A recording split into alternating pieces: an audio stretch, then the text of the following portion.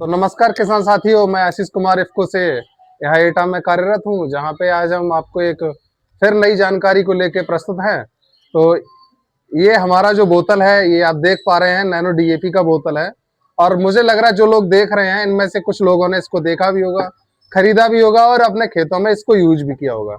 वैसे डीएपी का मेन काम जो होता है वो फसलों की बुवाई के समय होता है, लेकिन हमारे यहाँ लोग खड़ी फसल में भी दानेदार डीएपी को डालते हैं। अगर आपको दानेदार डीएपी डालना है तो आप उसको अपने पेट में डालिए, फसलों को बोते समय डालिए। और अगर आपको खड़ी फसल में डालना है तो उसका बेस्ट डीएपी नैनो डीएपी है। इसमें 8% नाइट्रोजन है और 16% फास्फोरस है, जिसको आप जैसे ही फसलों में 35 से 40 दिन बाद स्प्रे करते हैं तो पत्तों के द्वारा ये जड़ तक डीएपी पहुंचता है। और पहुंचने के साथ साथ ही इसका जो उपयोग दक्षता है वो 90% से अधिक है। यहीं पे अगर हम बात करें कि दानेदार डीएपी में कितना उपयोग दक्षता है, तो अगर आप 100 किलो डीएपी डालेंगे तो लगभग 35 से 40 किलो डीएपी आपकी फसल को मिलता है।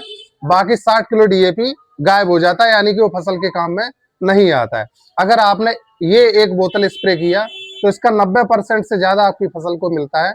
और इसका जो उपज बढ़ाने का मेन काम है, तो आप तंबाकू में भी इसको स्प्रे कर सकते हैं और अपना गेहूं में, आप किसी फसल में इसका स्प्रे कर सकते हैं।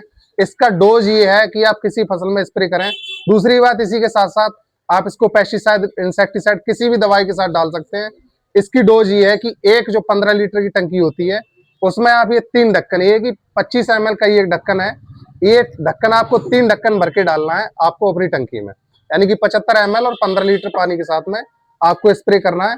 अगर आप इस बोतल का स्प्रे 3.5 से या 3 बीघा या 4.5 बीघा तक आप स्प्रे कर सकते हैं, आपका बेस्ट रिजल्ट आएगा। ठीक है, धन्यवाद।